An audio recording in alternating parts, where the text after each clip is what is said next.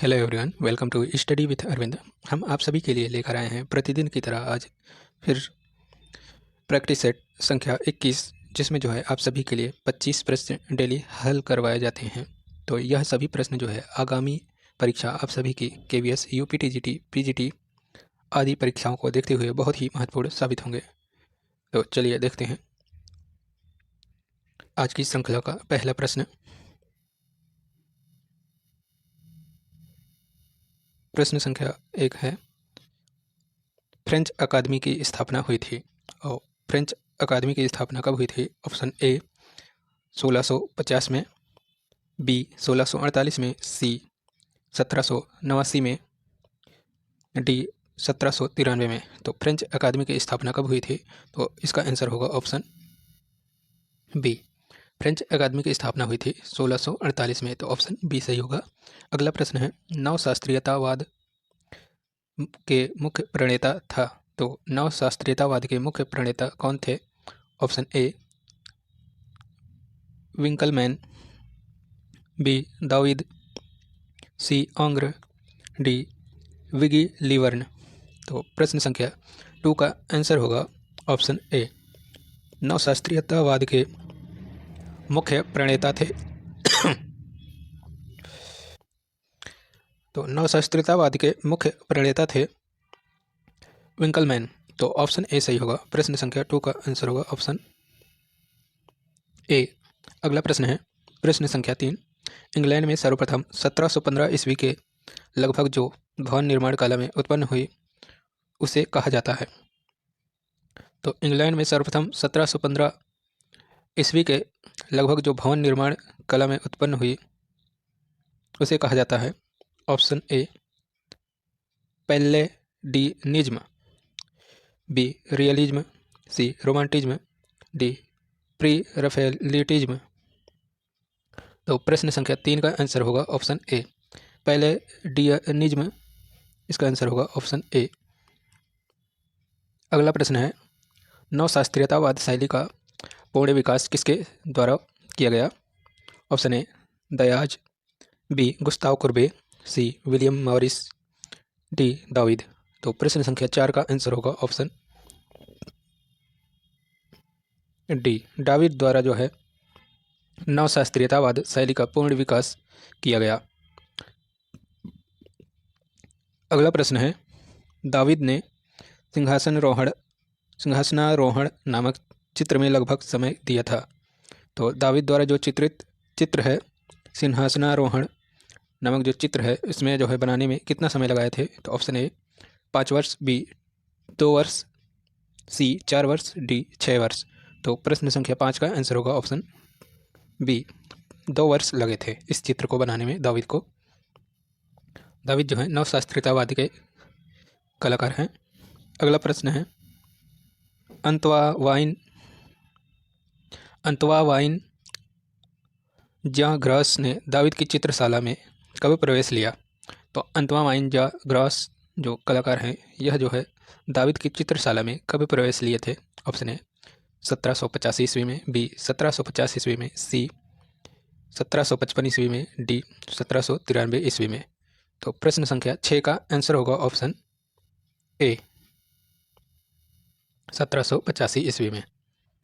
अगला प्रश्न है, प्रश्न संख्या 7, आर्कोन में नेपोलियन नामक चित्र है। आर्कोन में नेपोलियन नामक चित्र जो है वह किस कलाकार द्वारा चित्रित है? ऑप्शन ए दाविद का, बी ज्या ग्रास का, सी आंग्र का, डी लीबर्न का। तो प्रश्न संख्या 7 का आंसर होगा ऑप्शन बी, ज्या ग्रास का जो है चित्र है, अंतवावाइन ज्या ग्रास द्वारा चित्रित यह चित्र है आर्कोन में नेपोलियन नामक चित्र जो है। अगला प्रश्न है, आंग्र संबंधित हैं ऑप्शन ए प्रभाववाद से, बी यथार्थवाद से, सी नवशास्त्रीयतावाद से, डी प्राक राफेलवाद से। तो प्रश्न संख्या 8 का आंसर होगा ऑप्शन सी, नवशास्त्रीयतावाद से संबंधित हैं। अगला प्रश्न है, प्रश्न संख्या 9, आंग्र ने रोमन अकादमी का पुरस्कार जीता। तो आंग्र ने जो है रोमन अकादमी का पुरस्कार कब जीता था? ऑप्शन ए 1792 ईस्वी में, बी 1797 में, डी 1818 में, सी 1801 में। तो प्रश्न संख्या 9 का आंसर होगा ऑप्शन सी 1801 में जो है आंग्र ने रोमन अकादमी का पुरस्कार जीता था। अगला प्रश्न है प्रश्न संख्या 10। आंग्र फ्रेंच अकादमी की रोमन शाखा का डायरेक्टर बनकर रोम आए थे। तो आंग्र जो है फ्रेंच अकादमी की रोमन शाखा का डायरेक्टर कब बने थे?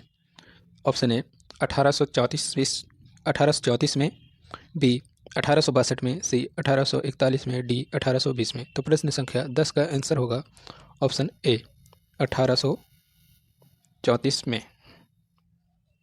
अगला प्रश्न है प्रश्न संख्या 11।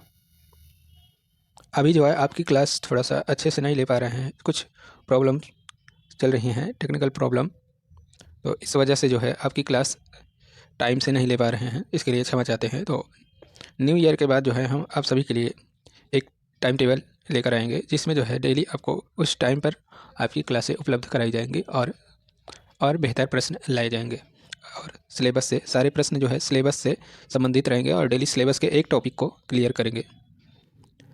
11वां प्रश्न है बिगी लिबर्न नामक महिला कलाकार को ख्याति मिली। ऑप्शन ए ग्राफिक कला में, बी व्यक्ति चित्रों में, सी दृश्य चित्रों में, डी वास्तुकला के क्षेत्र में। तो प्रश्न संख्या 11 का आंसर होगा ऑप्शन बी। लिबर्न जो महिला कलाकार हैं उन्हें जो है ख्याति प्राप्त हुई थी व्यक्ति चित्रों में। अगला प्रश्न है बिगी लिबर्न का प्रसिद्ध चित्र अपनी पुत्री के साथ बिगी किस संग्रहालय में सुरक्षित है? ऑप्शन ए लुब्र संग्रहालय, बी बोस्टन संग्रहालय, सी कलकत्ता संग्रहालय, डी दिल्ली संग्रहालय। तो प्रश्न संख्या 12 का आंसर है 12 का ऑप्शन ए लुब्र संग्रहालय में संग्रहित है। तो जो बिगी लिबर्न द्वारा प्रसिद्ध चित्रित है अपनी पुत्री के साथ बिगी, यह चित्र जो है लुब्र संग्रहालय में संरक्षित है या संग्रहित है। अगला प्रश्न है प्रश्न संख्या 13। फ्रांस में रोमानी कला का जनक माना जाता है। तो फ्रांस में जो है रोमानी कला का जनक किसे माना जाता है? ऑप्शन ए जेरिको को, बी राफेल को, सी लियोनार्डो को, डी कैरावेजियो को। तो फ्रांस में रोमानी कला का जनक किसे माना जाता है? तो प्रश्न संख्या 13 का आंसर होगा ऑप्शन ए जेरिको को जो है फ्रांस में रोमानी कला का जनक माना जाता है। अगला प्रश्न है प्रश्न संख्या 14। फ्रेंच स्वच्छंदतावाद का अग्रदूत कहा जाता है। ऑप्शन ए लियोनार्डो को, बी राफेल को, सी कैरावेजियो को, डी जेरिकाल्ट को। तो प्रश्न संख्या 14 का आंसर होगा ऑप्शन डी। फ्रेंच स्वच्छंदतावाद का अग्रदूत किसे माना जाता है? तो जेरिकाल्ट को। तो इसका ऑप्शन डी सही होगा, जेरिकाल्ट। अगला प्रश्न है प्रश्न संख्या 15। जेरिकाल्ट का वह कौन सा चित्र है जिसे 1812 में सैलून की प्रदर्शनी में हलचल मचा दी थी? तो जेरिकाल्ट द्वारा वह चित्र कौन सा है जिसने जो है 1812 में सैलून की प्रदर्शनी में हलचल मचा दी थी? ऑप्शन ए अश्वारोही का व्यक्ति चित्र, बी दुर्घटना से बचे हुए यात्री, सी मेडुसा का भग्न जलपोत, डी इनमें से कोई नहीं। तो प्रश्न संख्या 12 का आंसर होगा प्रश्न संख्या 15 का आंसर होगा ऑप्शन ए अश्वारोही का व्यक्ति चित्र। अगला प्रश्न है प्रश्न संख्या 16। देलाकरा एक स्वच्छंदतावादी आंदोलन के प्रमुख चित्रकार थे, उन्हें किसका पूर्वज कहा जाता था या कहा जाता है? ऑप्शन ए जंगलवाद, बी प्रतीकवाद, सी दादावाद, डी प्रभाववाद। तो प्रश्न संख्या 16 का आंसर होगा ऑप्शन डी। इन्हें जो है देलाकरा को जो है प्रभाववाद का जो है पूर्वज कहा जाता है। यह जो है एक स्वच्छंदतावादी कला आंदोलन के प्रमुख चित्रकार हैं। अगला प्रश्न है प्रश्न संख्या 17। देलाकरा की निम्न में से कृति है? ऑप्शन ए स्वर्णयुग, बी साणयुद्ध, सी प्रेरणा, डी टार्जन का न्याय। तो प्रश्न संख्या 17 का आंसर होगा ऑप्शन डी टार्जन का न्याय नामक जो कलाकृति है वह देलाकरा की कलाकृति है। तो इसका आंसर होगा ऑप्शन डी टार्जन का न्याय। अगला प्रश्न है sir Joshua Reynolds, Thomas Gainsborough, George Romney, William होगार्थ तथा हेनरी रेबर्न आदि किस क्षेत्र से संबंध रखते हैं? तो यह सभी कलाकार जो हैं sir Joshua Reynolds, Thomas Gainsborough, George Romney, William Hogarth, Henry बैनर्स रेबर्न आदि कलाकार जो है किस क्षेत्र से संबंध रखते हैं? ऑप्शन ए ग्राफिक चित्र से, बी मूर्तिकला से, सी व्यक्ति चित्र से, डी दृश्य चित्र से। तो प्रश्न संख्या 18 का आंसर होगा ऑप्शन सी। यह सभी कलाकार जो है व्यक्ति चित्र से संबंध रखते हैं। तो प्रश्न संख्या 18 का आंसर होगा ऑप्शन सी व्यक्ति चित्र से। अगला प्रश्न है प्रश्न संख्या 19। किस कलाकार की कला में आकारों की ऐंठन व चमकीली परत का प्रयोग हुआ है? ऑप्शन ए गोया की, बी दाविद की, सी एल ग्रेको की, डी रूबेंस की। तो प्रश्न संख्या 19 का आंसर होगा ऑप्शन सी। एल ग्रेको जो कलाकार हैं उनकी कला में जो है आकारों की ऐंठन व चमकीली परत का प्रयोग हुआ है। तो इसका आंसर होगा ऑप्शन सी। अगला प्रश्न है प्रश्न संख्या 20।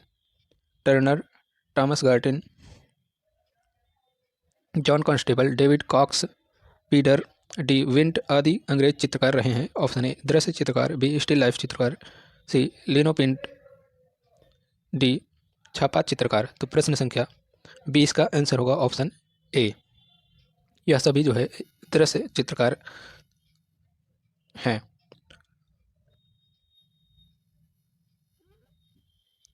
अगला प्रश्न है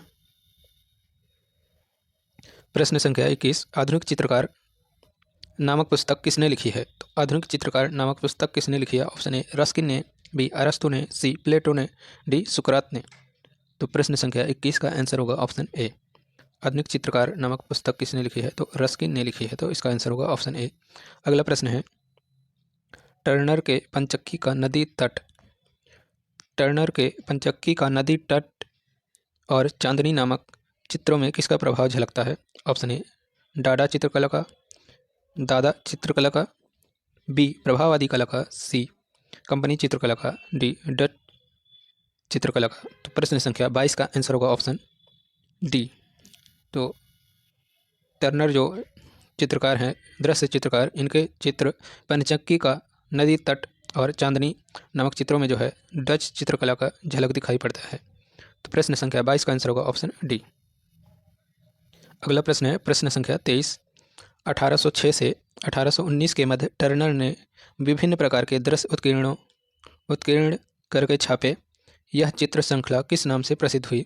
ऑप्शन ए चांदनी रात्रि का अध्ययन के नाम से, बी लाइबर स्टूडियोरम के नाम से, सी अंडरम कास्टिंग के नाम से, डी इनमें से कोई नहीं। तो प्रश्न संख्या 23 का आंसर होगा ऑप्शन बी। लाइबर स्टूडियोरम के नाम से यह चित्र श्रृंखला जो है प्रसिद्ध हुई है, जिसे जो है टर्नर ने 1806 से 1819 के मध्य चित्रित किया था, उत्कीर्णन करके छापे थे। अगला प्रश्न है प्रश्न संख्या 24।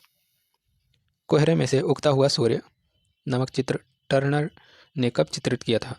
तो कोहरे में से उगता हुआ सूर्य नामक चित्र जो है टर्नर ने कब चित्रित किया था? ऑप्शन ए 1805 में, बी 1810 में, सी 1800 में, डी 1807 में। तो प्रश्न संख्या 24 का आंसर होगा ऑप्शन डी। यह चित्र जो है 1807 में चित्रित किया गया है। 1807 1807 कोहरे में उगता हुआ सूर्य नामक जो चित्र है टर्नर द्वारा चित्रित किया गया है 1807 में। अगला प्रश्न है और आज की श्रृंखला का आखिरी प्रश्न है टर्नर में लगन, ईमानदारी, उदारता, दयालुता एवं दृढ़ता आदि गुण थे जिसके कारण वह अपनी शैली के निर्माण में सफल हुआ। यह किसका कथन है? ऑप्शन ए रस्किन का, बी पर्सी ब्राउन का, सी डार्विन का, डी हीगेल का। तो प्रश्न संख्या 25 का आंसर होगा ऑप्शन ए। यह कथन जो है रस्किन का है। तो इसका आंसर होगा ऑप्शन ए। तो आज की श्रृंखला कैसी लगी आप सब लोग कमेंट बॉक्स में ज़रूर बताइएगा। अभी थोड़ा जो है क्लास आप सभी की सही तरीके से नहीं चल पा रही है, उसके लिए क्षमा चाहते हैं। हम पूरा प्रयास करेंगे कि न्यू ईयर 1 जनवरी 2023 के बाद से जो है आपकी क्लासेज और बेहतर और अच्छे तरीके से और अच्छे प्रश्नों का संकलन लेकर आप सभी के लिए आएँ, जिसमें आप सभी को आगामी परीक्षाओं में जो है सफलता प्राप्त हो। तो चलिए आज के साथ यही क्लास यहीं पर यह क्लास समाप्त करते हैं। Thanks for watching this video.